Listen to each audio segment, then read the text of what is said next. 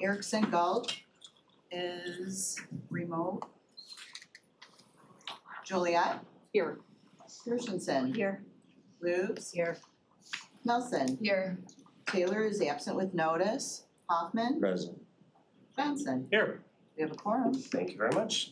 Kindly join me in the Pledge of Allegiance today. I pledge allegiance to the flag of the United States of America and to the republic for which it stands, one nation, under God, indivisible, with liberty and justice for all. Thanks, everyone. I would entertain a motion to approve the minutes dated May 13th, 2025, moved by Commissioner Liu, seconded by Commissioner Hoffman. All in favor, please say aye. Aye. All opposed, say nay. The minutes have been approved.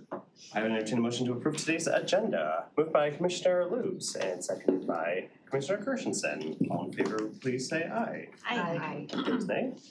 The agenda's been approved. We just have one quick communication item. It is a state reimbursement.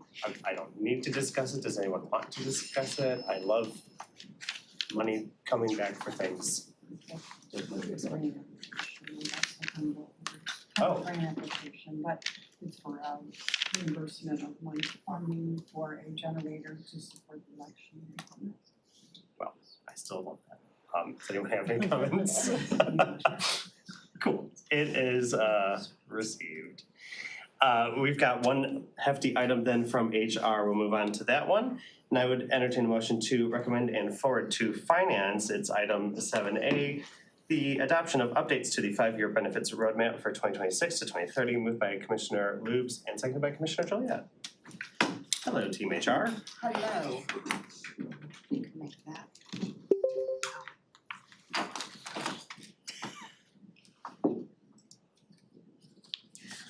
Hi. Okay, I'm mindful of time, so I will move quickly, but I'm happy to stop at any point should there be questions. I want to make sure that you have the information that you might need to make some important decisions around our benefits planning and programming for the future. We currently have in place an existing 5-year benefit plan strategy, and we are entering the last year of that. 2026 calls for an adjustment to employee contributions through payroll toward healthcare coverage, and beyond that, we need to set our next 5 years of planning. So what you have before you. Okay, yeah. Okay. I do want to set the stage of why we do this kind of benefits planning and set this kind of strategy. We are going to show you numbers, we are going to show you dollars, we are going to talk about the financial impacts of this, but more importantly, the real reason behind creating a long-term benefit strategy is to make sure that we can maintain our competitive advantage, that we can be an employer of choice, that we can be a leader in the field. Because we in HR know that great employees are really what deliver great services to our community. And so it's imperative that we really maintain a workforce that is exceptional. And with that comes competitive pay, exceptional benefits, and an overall employee value proposition that is going to recruit and retain the kind of workforce Oakland County needs. So let's talk money and set the stage on that. Why do we need to talk about the fiscal impact here? Benefits are a significant component of our fringe fund. That's where we roll the finances behind benefits through our fringe fund. They're growing year over year at about 5 to 8%. A lot of that, and I'll show you a bar chart in a second, a lot of that is really driven by the prescription costs. That's where we are seeing considerable pressure grow. Those drug costs are skyrocketing. Paired with our really exceptional $0 out-of-pocket plans and that low employee cost share that we have in place are really bringing to bear some pressure that we, I'm not going to call it an urgent emergency if there's a non-emergent urgent emergency, but it is something to be aware of because if we are proactive by creating this kind of plan, we can stave off those unplanned for increases and make sure that we're out ahead of it and maintain the kind of financial sustainability that we need. So with the bar chart, the blue is our medical, and what's pretty neat is you'll see around 2022, that's when we started implementing a 5-year benefit strategy, and the blue really levels off. Those are our medical costs, and so we're able to maintain some continuity there. You'll see the orange bar is what's growing. That's our prescription costs. Just this year, in the first 4 months, because we do benefits on a calendar year, we're around $4 million on our prescription coverage for GLP-1s, for example, alone. So we are seeing new drugs come to market that are fantastic, that will help support the health of our employees. But without really thinking about how we address prescriptions, they could quickly become out of hand. The green is what we estimate we would be without our 5-year benefit strategy. So these are the strategic corrections and solutions that we've implemented that have helped level off some of that increase through the years. Now, the reason that these costs matter is because if we just kind of say we don't want to, think about this right now, that brings pressure on our overall operating costs. It really impacts the ways that we have to set fees, set contract costs with our cities, villages, townships. It's harder for departments to fully staff when the cost of a person is higher. It really has some limiting factors. And it, as well, our ability to invest in capital investments could be hit. So that lays the groundwork for what we're proposing here is our next phase of comprehensive benefit strategy. In preparation for this, our original strategy was created through a total rewards task force that included folks from across departments, from across the county, to set that original roadmap. In preparation for knowing that we need to set our next 5 years, we did do an employee benefit survey and had really great response rate. We learned a lot. And Heather and Caitlin Marvin, our benefits team, have already implemented some things that we heard loud and clear. Pet insurance, improvements to vision, optional life buy-ups, life insurance buy-ups. So they immediately kind of acted on those preferences and priorities that our employees expressed. Longer term, there were some other priorities that we needed to plan for, and you'll see that within this proposal. And then we also engaged an external independent consultant to help us think about benefits apart from what our workforce now wants and needs. What might we want to see in the future to attract and retain the future of our workforce? So they helped us think more globally about what our benefits program might need to look like. And so that's the research and information that we brought to bear. We're showing you here our existing 5-year benefits roadmap, and you'll see a lot of check marks. That's because team has hit it out of the park, and they've really acted upon and implemented a lot of what was laid out in that roadmap and approved by the board. And you'll see in red, we're in 2026, we're coming up on the next action item in the existing plan, which is to modify our employee contribution changes for 2026. Previously, in 2023, this was done as well. In that year, what the county chose to do was apply a $10 increase across the board. And so that was maybe a first step because there was not a long history of making these adjustments to employee contributions. However, with 2026 comes an opportunity to be a little more laser focused, a little more strategic in how we think about employee contributions. And you'll see within this proposal some differences from that $10 across the board. So within our proposal, we're looking to offer some structural solution for that fringe fund to keep those increases leveled off and more manageable and predictable. We're looking to address our current and future employees' total value proposition, which includes a full range of benefits. And we're looking to incorporate equity solutions. Some people might say, what does that mean? That sounds elusive. An example I'll give. We found and have already implemented a solution for that hearing aids were only covered by one of our medical benefit plans. And so our consultant said, improved equity would mean that you extend that benefit across all plans because people that are facing hearing loss, have that need across plans. And so that is an example of an equity solution where when we surveyed folks, the loudest voice didn't say what we need is better hearing aid coverage, but that is the right thing to do to make sure that people have access equitably across the plans. So again, before we get into the particulars of what's being proposed, I'll just drive home that the goal here is to preserve excellence. This is not a money grab. This is not an effort to skinny back our benefits. This is an effort to set our course for the future so that we can preserve that excellence. The cliche thing that I say frequently, and I apologize if you've heard it too much, I feel like right now the county is, when it comes to benefits, we're in a Bentley, but we're heading for a cliff. And I want to put us in a Cadillac we can drive forever. Because we don't want, a rusted out jalopy. We want excellence when it comes to benefits because that is our value proposition. That is how we position ourselves to attract and retain that workforce that's so critical to serving our communities. So the colorful chart is a lot to look at, and we'll get deeper dive into each of these. But what I'll highlight for you are the green items are what we're looking to do immediately for 2026's benefit year. And in the blue area, that's where we'll be mid-years, 27, 28. And then the out years will be the yellow items that we're looking for. So what we talk about today and what's attached to your memo are items 1 through 6 is what we're looking for specific action on. The other items are things that we would return to the board for specific approvals on going forward. So then flipping to, I tried to lay this out in a way we're accustomed to seeing to model the existing roadmap. We've modeled out for you which strategy could be addressed in which year. And like the previous roadmap, we've estimated the cost impacts there. Some are savings, some are costs.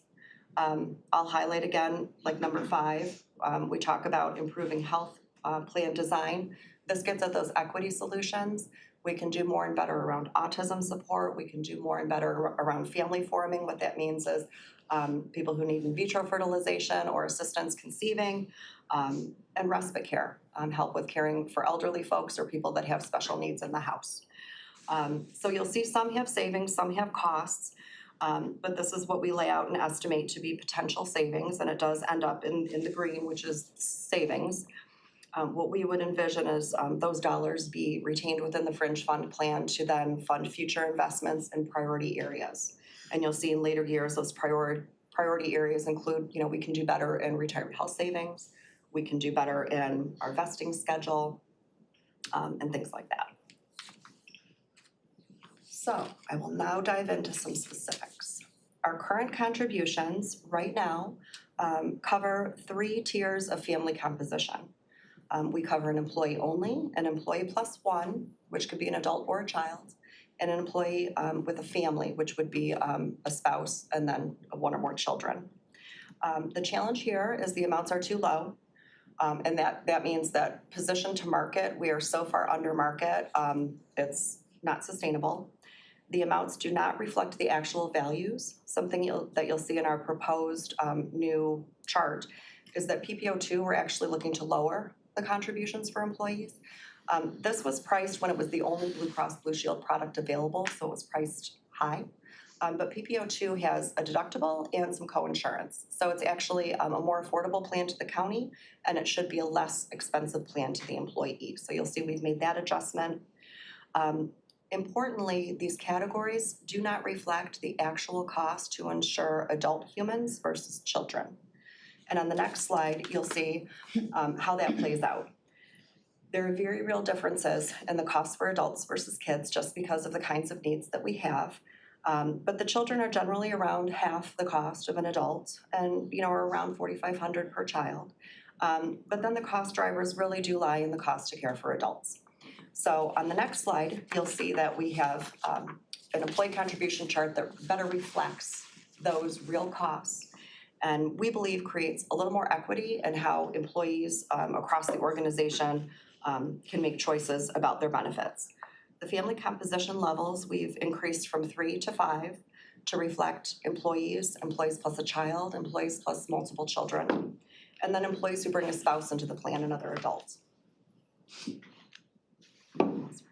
Because this is a lot. One thing I'd like to highlight is that all of the proposed figures in this employee contribution chart maintain employee contribution rates still at less than half of what we would see in the market.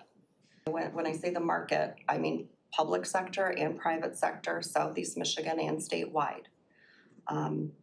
That's in large part driven by will be before you, well, Heather will be before you, this Heather will be before you in the fall, talking about PA 152 opt-out. The county opts out every year from Public Act 152, which requires public sector employers to impose, well, they've modified it, but where employees pay up to 20% of the cost of healthcare or observe a hard cap of what the employer contributes. We're at around 8%. So we're pretty low, and that's good. We want to stay there. What this chart creates, and we've modeled it out, It keeps most employee contributions at or less than 10% of the actual rates. So we're looking, that's kind of our sweet spot. Again, we're not looking to skinny this back. We're looking to maintain our excellence and really keep this affordable for people, but in a way that creates that financial, fiscal sustainability going forward. A couple other things I'll highlight about this proposed contribution structure is it does honor the language that's in our existing UAW contract that limits any increases for employees who have a child on the plan to $10 or less. Some of those are less. I'll highlight the PPO 2, for example. Those numbers are going down. And it also limits any employee's contribution that has a spouse to $35 or less. So you'll see that baked in here. Something that we're really excited about though, what this frees us up to do is to create a $0 option for employees. And we think that that's really critical when we talk about, we have a wide range of employees at the county, earners from the $50,000 mark to the six-figure mark. And so we have a wide range of employees and their earning levels. And the reality is $35 is the same $35 whether you're making $50,000 or $150,000. So we feel like this new structure and providing for that $0 option is a great protection for employees who might bring home less in their salary. Now, that is housed within a high deductible plan, so some people can immediately feel some discomfort about that. What I'll highlight is that the county's approach to high deductible plan is to maintain excellence and be really exceptionally generous in how we're managing that. Right now, we contribute $1,000 for a single and $2,000 for a family, which includes employees plus one. That high deductible plan covers 100% before the deductible of all of your preventive care. So we can go for our annual physicals, we can go for our mammograms, our colonoscopies, all of our preventive care is covered 100% without getting into a deductible, without going into your pocket. That's handled. Should you have an event, and I'll raise my hand and give a real life example. I had an event where my child was hospitalized in January. I'm in the high deductible plan. So right out of the gate, I had to come out of pocket for the whole deductible because I had that big expense right up front. And I am here to tell you that once you hit your deductible, everything is covered. The PPO that pairs with the high deductible plan, it is the PPO 1. So you are getting that PPO 1, the difference is you're having that deductible. So flipping forward, one of the ways that we can help offset some of the impacts to this concept of shifting more cost share where you're bringing a spouse on the plan, and how do we address some of the challenges that a high deductible plan could propose. That's what we're going to dig into now. So first and foremost is this idea of opt-out waivers. Presently, the county really doesn't offer a very high opt-out waiver. So there's no real viable choice when you're looking at your spouse going onto their own employer's plan. One thing that we found when we did our dependent eligibility audit is that over 1,000 employees that have their spouses on our plan now, they have access to their own employer's insurance. So there is a potential choice there where they could be insured by their own employer, but it's probably cost prohibitive. And we don't offer an opt-out right now that gives people a viable choice. So increasing our potential waiver for people whose spouses may want to go to their own employer's insurance, we can increase our opt-out waiver to make that potentially more viable as a choice. On the high deductible side of the world, I mentioned that high deductible health plan with the PPO, it is the PPO 1. The HSA is a health savings account, and that is different from our flexible savings account, which is an FSA. The FSA is the program where you save your money through a tax beneficial program, and then you can pay yourself back for health-related expenses. But at the end of each year, it's use or lose. It doesn't roll over. HSA is different. So put the FSA aside and think about just HSA. These are different vehicles where the county can contribute, and right now it does, the $1,000, $2,000 to an HSA. This is what can be used to offset that deductible. This is immediately vested, completely the employees. If you have saved over, I believe it's $2,000, you can direct investment. What is it? over 1,000, thank you. See, well, she knows that stuff. Over 1,000, you can direct investments, so you can earn on that. It's another way, and I mentioned at the beginning that, retiree health savings is something we can do better on. This is a really nice partner and companion piece to that, because as you grow your HSA, you can grow investments on that. It's immediately portable, it's all yours, there is no vesting, it goes with you when you depart employment. It's just a really interesting option for families where it will make good sense.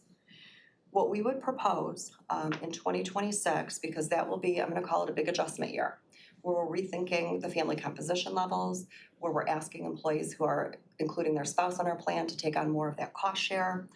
What we would propose is that the county fully fund that HSA to meet the deductible for the high deductible plan. So in that adjustment year, employees can try it on for size. It may fit for some, it may not be a good fit for others, but there would be no barrier by not having that access to fully cover your deductible. The other change that Heather Mason, Caitlin, and crew have implemented is to begin to front load the HSA contribution that the county makes, because I mentioned my situation where I had a big cost in January. For some folks that don't have a large amount saved up in that HSA, that might be cost prohibitive. So immediately front loading that HSA will immediately cover and protect employees right out of the gate. If you don't have a lot of healthcare expense at the end of that year, if you have, $1,500 left in there, that's yours. You direct the investment, you could earn additional on that, and you carry it forward year over year.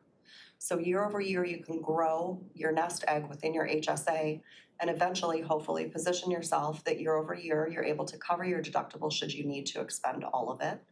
And more importantly, you've got a savings vehicle to take with you, either into retirement when you leave the county, or if you choose to leave the county, it's yours to take. So we feel like those are two great solutions for the transition time that can really alleviate some pressure for employees. Before we move to dental, that's been a lot. So I want to pause for a second and ask where your questions or concerns may lie. I didn't get any email to me. Does anyone have any new questions? I just have a comment. Sure. So I know I attended the informational sessions, which, thank you, it was very helpful to be able to get a heads up with and digest this, because as we all have heard this morning, it's a lot of information, but I do want to give a shout out with the Optum Autism Services. They do offer some really great comprehensive autism services for families, and as a clinician who works pretty closely with Optum, the benefits for families and individuals on the spectrum is probably top notch compared to other private insurances. So I'm really happy, pleased to hear that that's included. Thank you for letting us So know. thank you, yeah. Thank you. Absolutely. Commissioner Williams. With the new cost sharing model for front loading HSA incentive, do you have an estimate as to the cost for the county for those higher amounts? We do, and we've incorporated that within our existing budget request and anticipated that. It is offset by what we anticipate in terms of should people choose that high deductible plan, because you cannot have the HSA unless you have the high deductible plan. So it's kind of an immediate offset, and it's been anticipated within the budget. Sure. Commissioner Christensen. When you mention respite care, is that reimbursement to the caregiver I think it's an expansion of coverage that we're considering. for the caregiver? It would be helping the caregiver find care, receive care in the home, not necessarily like a credit for the care, but an easier vehicle to find that care. Okay, so it isn't a financial reimbursement of any kind, it's just assistance, well, that's fantastic, I'm going through that right now. One learning curve that we found through our preparation for this over the past 18 months. We have such exceptional benefits and remarkable coverages and options, we haven't communicated it very well. And that is not a slight. It's so much. And so we're finding ways to package that differently so that we can make sure that people know what they have access to, because it's tremendous.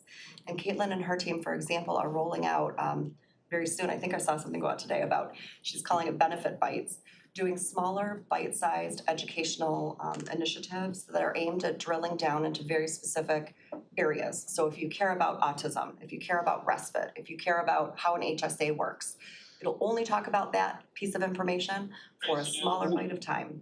And that'll be a really helpful way to make sure that people can plug in and learn more about what their family's needs may be.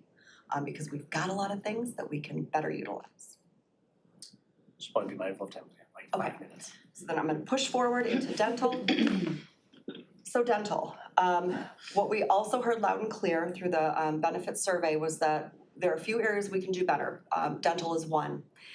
We heard from our current workforce that there's a strong interest in adult orthodontics. We've included that within this slide that you see under what we call our new Premier Plan. So that's a buy-up plan. Any additional cost would be borne by the buy-up, which is pretty nominal.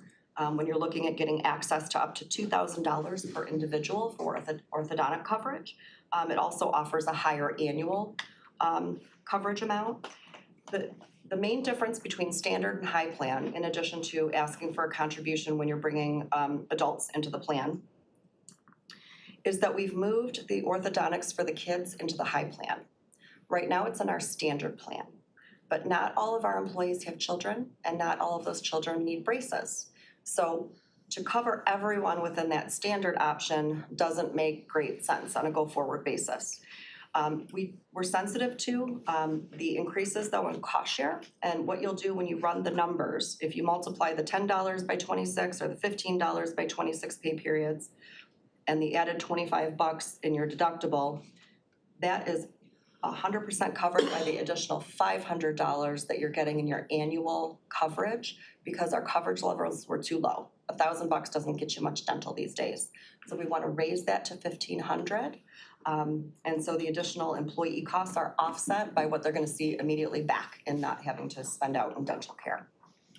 Similarly, in the high plan, where you buy up to get your kids the braces, this is where we would see people bouncing in and then bouncing out. You buy into the high plan when your kids need the braces, and then you buy back down into the standard plan, or you live in the premier world and you get everything.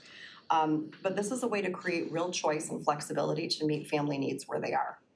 And again, the additional costs in the high plan to the employee by the time you're getting back more coverage in orthodontia, you're getting back nearly 100%.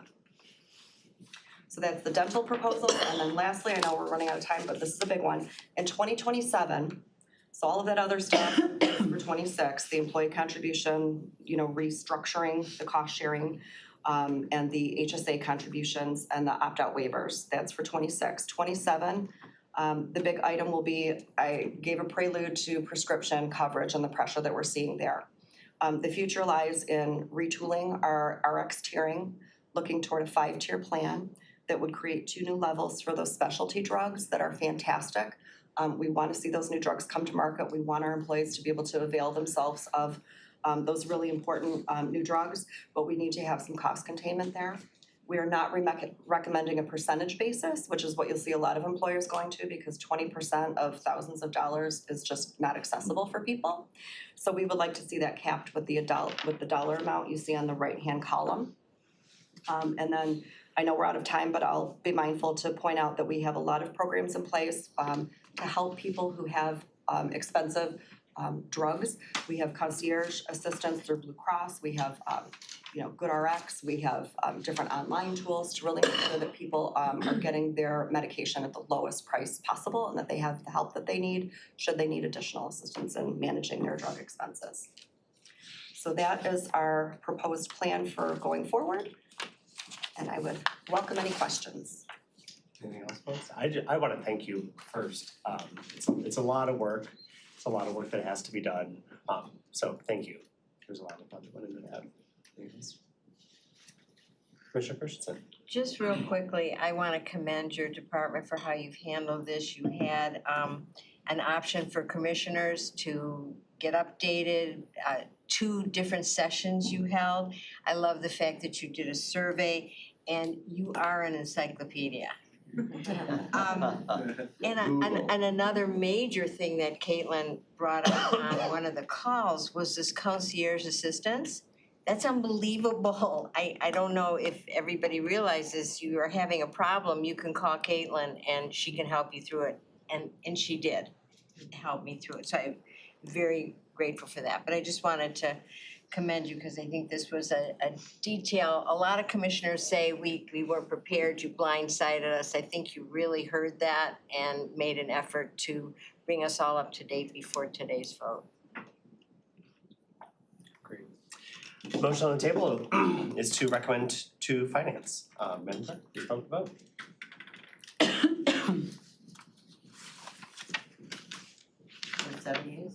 Oh, I love that. Thank you very much. Thanks. Thank you. We now entertain a motion to recommend to the board item 8A, memorandum of understanding with the Metro Parks for 2025 water safety and swim lessons partnership. Moved by Commissioner Nelson, seconded by Commissioner Loops. Well, thank you very much. Hello. Oh, Making a play for the sympathy vote today. I was gonna say we have to have a question. This is new. Turns out the law of gravity is one you want to follow. Didn't work out well for me. Thanks for considering this item. This, I think, is the third year that we have. Fourth year. Thanks, Jim. Yep. We have partnered up with Huron Clinton Metro Park Authority to provide free swim lessons. Basically targeted at kids in Pontiac. It's not exclusive, but we do. We work with the city of Pontiac and PAL, the sheriff's. Yeah, with the closure of the Waterford Oaks wave pool this summer, we were able to negotiate an agreement with Waterford Public Schools to use Kettering High School's pool. Yep. So just asking for your support of this measure and happy to answer any questions. No, I think it's great, and I remember this from previous years too. I guess my first question, how would you compare this program to the previous cycles? Is it any bigger, smaller, expected changes? It's a little bit smaller because we're starting a little bit later. Okay. Normally we would start in June. This will start in July. Their pool's not quite as big, so we'll be able to have as many kids, in the program. We were close to, I think, 160, and now we're looking at 80 to 100. So not too much of a drop off. If we had a longer time, I'm sure we could have probably, worked that. We will be using our park staff as the instructors, like we've done in the past. And Waterford Kettering has been great to work with. We're looking forward to being in the schools and helping the kids out. It's a great program. Commissioner Nelson. Thank you. I just want to say I greatly appreciate this program, given, in Oakland County, we have the most inland lakes. And so it is so critical and crucial that we have opportunities for children to learn how to swim. So thank you. All right, motion on the table is to recommend to the board. Madam Clerk, please call the vote. That's a good point, Commissioner Nelson. And also just like the historical racism of getting rid of our public pool system in the United States, rectifying that. Thank you very much. That's a sympathy vote. Our next item, then, I would entertain a motion to recommend to the board 8B, an interlocal partnership with Oakland County and the City of Farmington Hills for Heritage Park, moved by Commissioner Gershenson, seconded by Commissioner Loops. Good morning. Good morning. Welcome. Well, thanks again for considering this item. A little of introductions. Brian Farmer, Deputy Director, Farmington Hills Parks and Rec, is that? Special services, Special we do more services, than yeah. just parks. And Ellen Schnackle, is it? Yeah, Schnackle, like crackle. Thank you. Yeah, Director of Special Services for the City of Farmington Hills. And behind them, hiding in the corner there, is Donna Folan. She is our Chief of Planning in all of these great ARPA projects we've been doing, all these partnerships we pulled together. Donna's really been critical in making all that happen. So she's one of those unsung heroes that you don't get to see very much of. So I want to point her out. As you know, we have really had some great success with partnerships over the last 4 to 5 years, starting with the Holly Oaks ORV Park, which was a partnership with the state of Michigan, DNR. And then with the ARPA funding, we're able to enter into multiple agreements with local governments to take on the operations and management and improvement of several underutilized urban parks, which has allowed us to expand the county park system in a transformative way to reach the urban population centers of the county in a way we never had been able to do before. And those projects are ongoing right now, a lot of construction going on. If you get a chance, stop by and see the good work that's happening. Pontiac Oaks is a good example of how these partnerships have come together nicely. Is a win-win for us, the community, but more than anybody else, the public and the taxpayers when we find ways to work together. So with the approval of the millage in the last November's election, we've been updating our strategic plans and setting some goals. And one of our goals is to try to reach a certain level of universal coverage in the county of, within a 10-mile radius of about 90% of the residents to have a county-funded park or affiliated park to enjoy those core recreational activities. And thankfully, these partnerships have really helped us close a lot of those gaps, and we're getting pretty close to reaching that goal. We have some communities that are sort of in our target sites right now, like Farmington Hills, Rochester Hills, West Bloomfield Township, a few others, Novi, that are sort of, have really nice recreational assets, a great recreational program, high quality recreation, Parks and Rec Department, as Farmington Hills is renowned throughout the state for the quality of the programming that they provide. And so we've been looking at these opportunities where we can partner up a little different than the revitalization projects that we did. Here we're looking to align and bring two strong assets together and have a physical location for us to use as a home base for a partnership. And the opportunity to work with the city of Farmington Hills around Heritage Park is really pretty phenomenal for us. If you've never been to Heritage Park, it is a fantastic park. It's one of the largest in southern Oakland County. I think it's 211 acres. Much of it is natural, a lot of walking trails. There's a tributary of the Rouge River that flows through it. I believe it was the Spicer family farm and homestead, right, till the 80s when it became a park. But it is definitely one of the most popular parks in southern Oakland County, well regarded and loved by many. So for us to have this chance to work with the city to create a Heritage Oaks within Heritage Park, which is what this agreement provides for, is really a great opportunity for Oakland County Parks to expand our presence and provide services to southern Oakland County and really expand accessibility and enjoyment of this park beyond the city's boundaries to the whole, regional area there. So what this agreement provides for is, I think it's 183 acres would be under the Heritage Oaks area that would be managed and operated by Oakland County Parks. Includes the Farmington Hills Nature Center, which is, again, really well renowned and appreciated, excellent nature center. Got a strong following there. That would become part of our management, as well as the Spicer House, the archery range, some other buildings as well.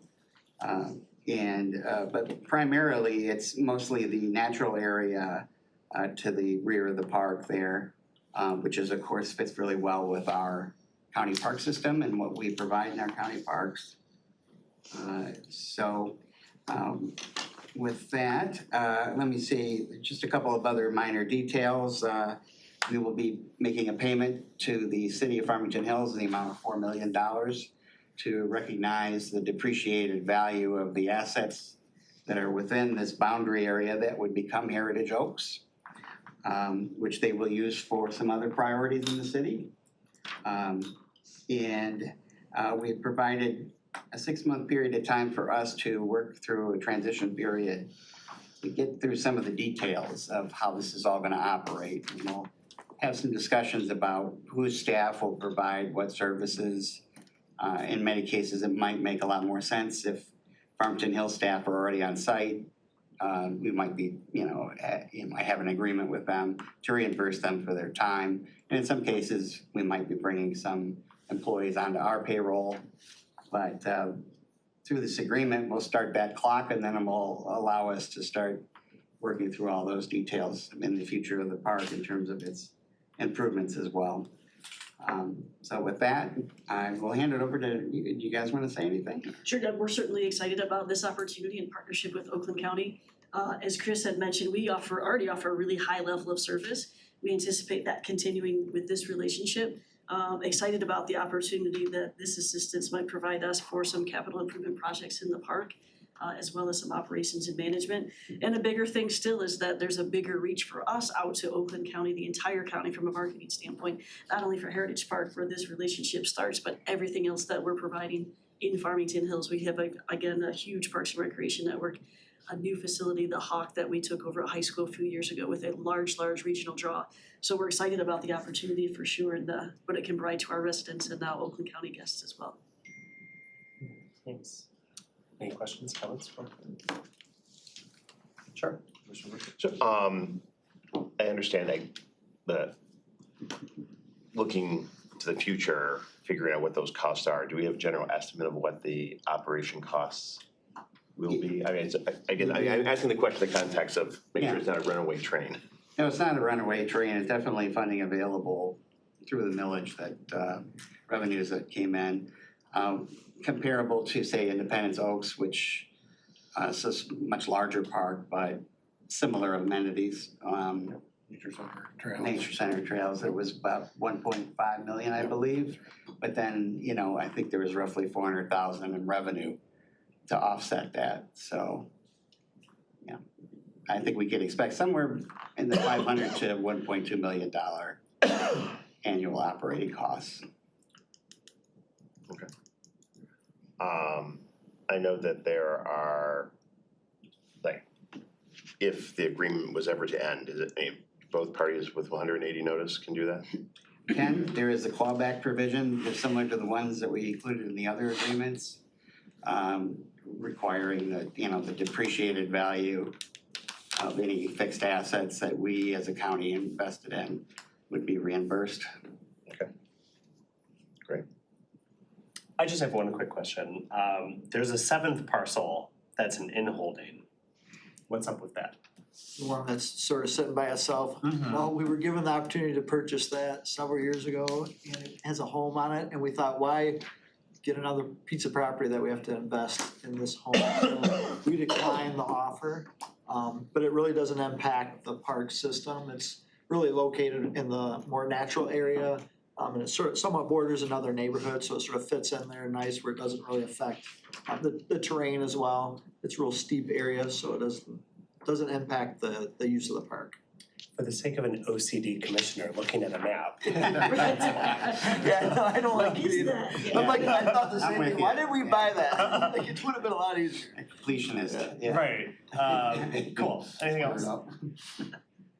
Commissioner Lutz. So the plan for the partnership is that we're going to upgrade trails and preserve the natural areas. We'll be responsible for that 183 acre area. We'll be operating the nature center. And as I said, there'll be a transition period, so there's, seamless from the public standpoint. And we'd be focused primarily in the nature area and the trail network there as well. But there's some other buildings there that we'll be able to provide some programming in. Our archery range is it's one of a kind, unique design range that across the country, they're starting to duplicate that same range. So I think with this partnership, it's gonna get a lot of, marketing opportunities as the state parks are building 3 of the same design now. There's 2 other communities that's gonna be building the same design. So that model will be spread out throughout the country as it's growing and as archery is growing. So we're a leader in the industry when it comes to archery.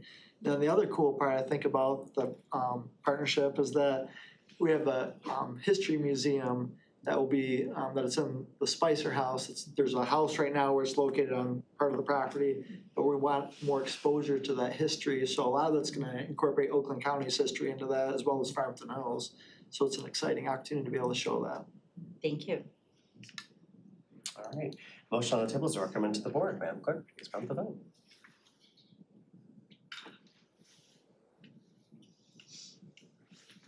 You have 7 yeas, 0 nays. Awesome, congrats. Thank you.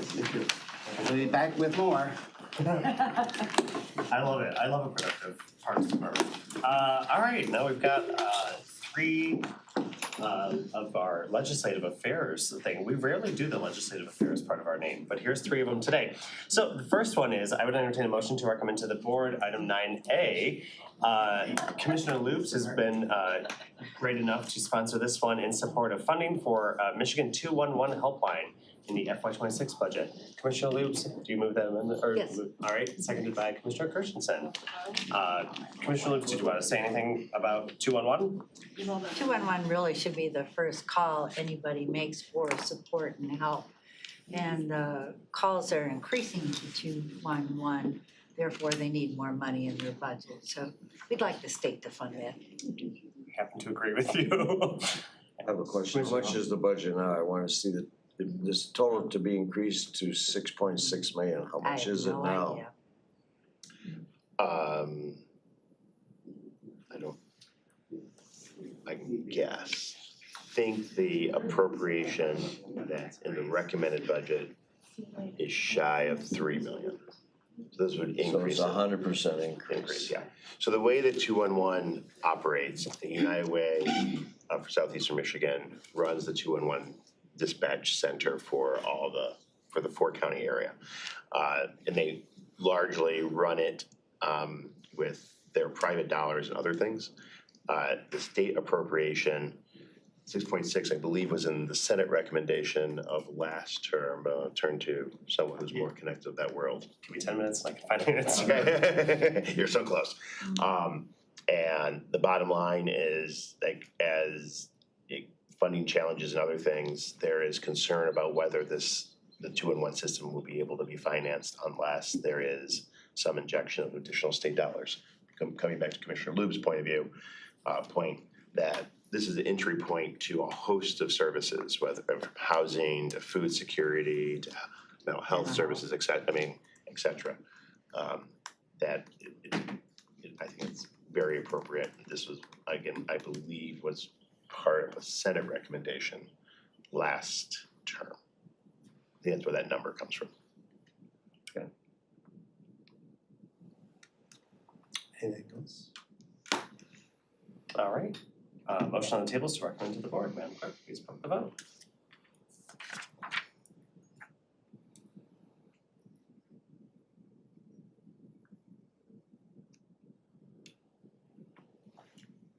You have 7 yeas, 0 nays. Oh, love that. Thank you very much, everyone. We're feeling very unanimous today. We're in a good mood. I love it. Moving on then, we've got another one, this one by Commissioner Woodward. I would entertain a motion to recommend to the board, item 9B, opposition of elimination of CDBG and home funding in the FY26 federal budget. Moved by Commissioner Woodward, seconded by Commissioner Hoffman. Commissioner Woodward. Yeah, and I think everyone here is particularly familiar with CDBG and home-related funding. These are entitlement grants that come to local communities to provide a bunch of critical services with level of flexibility. In the proposed, and I think it's referred to as a skinny budget, there is, from the current administration, is to wipe these out now. Past administrations have dabbled at trying to wipe this out as a way of redirecting these funds to pay for other things. The consequence and the catastrophic consequence that our communities in Oakland County that manage their own, we manage it for 50 plus communities, targeted at helping senior citizens, low income individuals, disadvantaged youth, disabled residents, et cetera.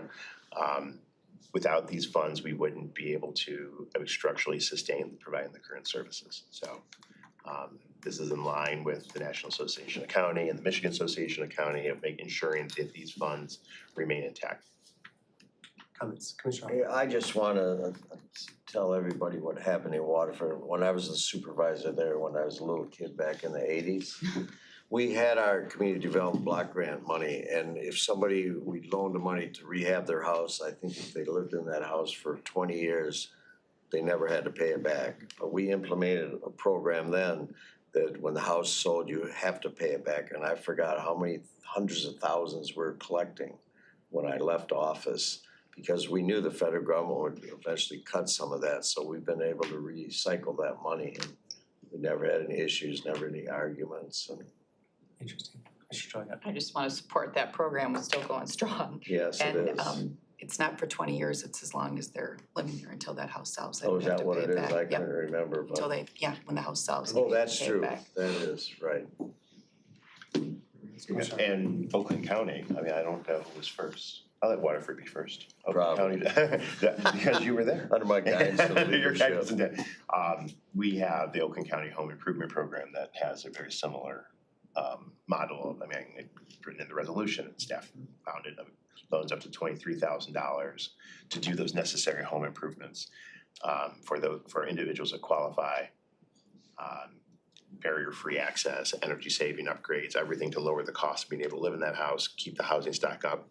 And then it's a revolving fund as well. So we built up a pretty healthy revolving fund. So the money that's in the revolving fund, the good news is, once it's gone through a revolving fund, that's money that won't be clawed back. True. The concern is if CDBG and Home Dollars particularly is more in the shelters, shelter capacity and building out shelter capacity needs for vulnerable populations. Without those dollars, statewide, that's 104 million. I think aggregately, these funds are about $8 to $10 million in Oakland County. So that would be a significant cut to providing those services, as well as to the local organizations that we partner with, whether that's Haven, Lighthouse, Easter Seals. I think we partner with some of our CDBG dollars as well. So we've encouraged our local communities to use CDBG funds if possible to continue the senior chore program that we started last year with monies, but it's a grant, it's not continuing. So hopefully they'll be able to continue that using those funds if available. All right, motion on the table is to recommend to the board. Madam Clerk, please run the vote.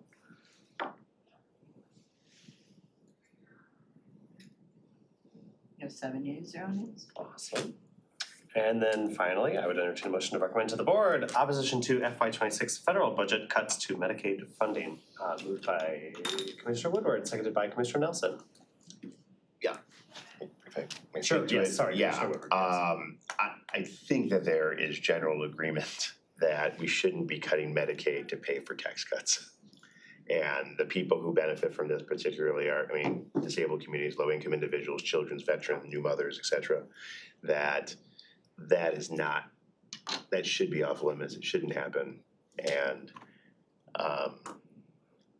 there are at least the signs of bipartisan support, like hands off Medicaid to pay for it, but this is hopefully used, I mean, this hopefully sends a message to reinforce that point.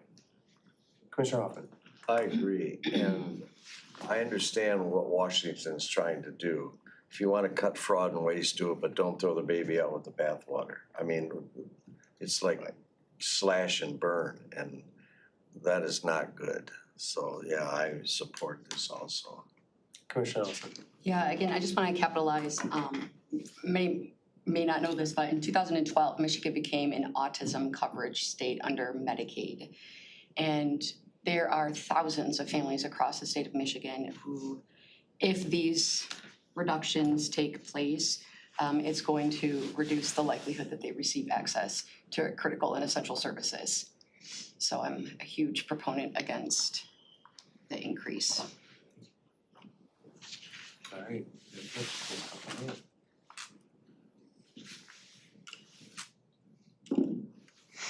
You have 7, 0 nays. Thank you very much. Wow, 100% unanimous meeting, everyone. You've been batting 1,000. Look at that. gonna go get a lotto ticket. I will not, he says to the. Knock on wood. With that, anyone from the public, Cheryl, wishing to address us on anything at all, do you want anything? Nothing? Good. All right, well, that's the whole public comment then. Anything else, folks? Any other business, Commissioner? I just want to briefly request, I know it's been now almost 6 months since Little Oaks has made some changes, and I was wondering, over the next couple months, can we get an update? Just Yeah. to see how things are going, how employee satisfaction wise, I know there's been a lot of adjustments, a lot of changes, it would be great to know how things are going with the new change. Sure, yeah, well, don't let me forget about it. Thank you. Reach out to HR. Anything else? Cool, all right, it is 9:57. Everyone have a good day. Thank you. Thank you.